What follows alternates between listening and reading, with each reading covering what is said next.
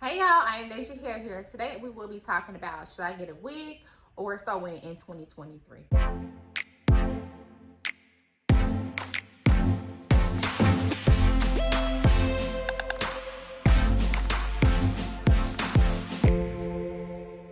So first we're going to talk about wigs, and we're going to talk about the pros of a wig. Wigs are more convenient and they're recyclable, meaning you can rewear them as much as you like. Wigs last for many years. They can last 2+ years, 6 years, 3 years.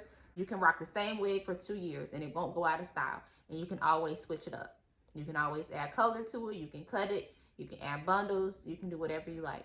When it comes to a wig, you have access to your scalp. You can itch your scalp. You have access to your own natural hair. You can wash it as much as you like. You can oil it as much as you like. You can take it on, you can take it off. You don't have to glue it down. Glue is not necessary. You can put it on in the morning and you can take it off at night. There's no heat damage and there's less wear and tear.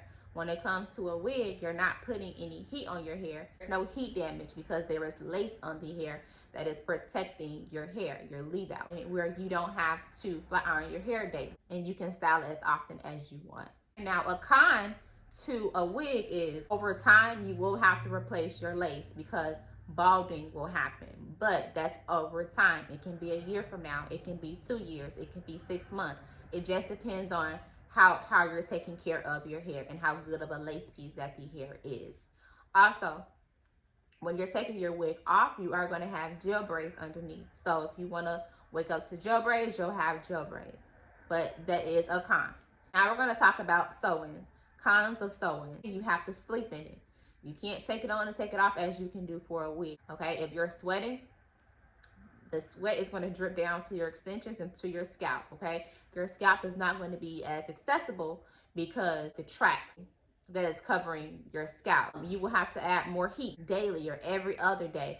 You have leave out, so you're going to have to flat iron your hair every day because you need your leave out to match your actual hair. Hair can get tangled. If it's tangled, you're going to have to deal with it. You're going to have to comb it out. If it's too tangled, you're going to have to get a brush and then just deal with it if it's hurting your head, but your hair will tangle. And now we're going to talk about the pros of a sew-in. Sew-ins, they are secure because they are attached to your braids. Basically, they're secure. That's the only pro to a sew-in, that is secure. It's not like a wig where you can take it on and you can take it off. It is more secure. Let's do a price point for a sew-in. Hair may cost $300. Your install may cost $200. Okay. Now we know that it lasts every 2 months. Every 2 months you're going to be spending $200. You may have to spend another $300. That just depends on your stylist. Some stylists does not reuse hair. Or if they do reuse hair, it also depends on the type of hair that you have. Is it good hair? Is it reusable hair? Can you reuse it? But depending on the hair, you may be able to reuse it. It depends if your stylist cuts your tracks. If they cut your tracks, another stylist may not reuse it. If you can reuse your hair, you save you $300. In 2 months, you're just going to spend another $200 for an install. But let's just say you have bad hair, okay? Buy more hair, you're going to spend another $300 plus $200 for the install. So every 2 months, you're spending $500. There are many types of sew-ins that you can get. We have our traditional sew-in. Tracks are covered and your edges are out. That is a traditional install. It looks natural. There's also a lace closure or a lace frontal install. That is a little bit more expensive because you're adding a lace piece to your hair. There is no hair left out.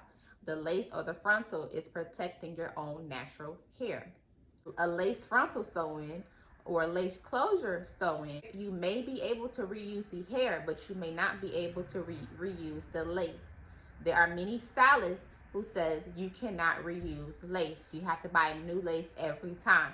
Lace can cost you a minimum of $150 each time. So you're going to be paying $150 plus your $200 install if that's how much it costs.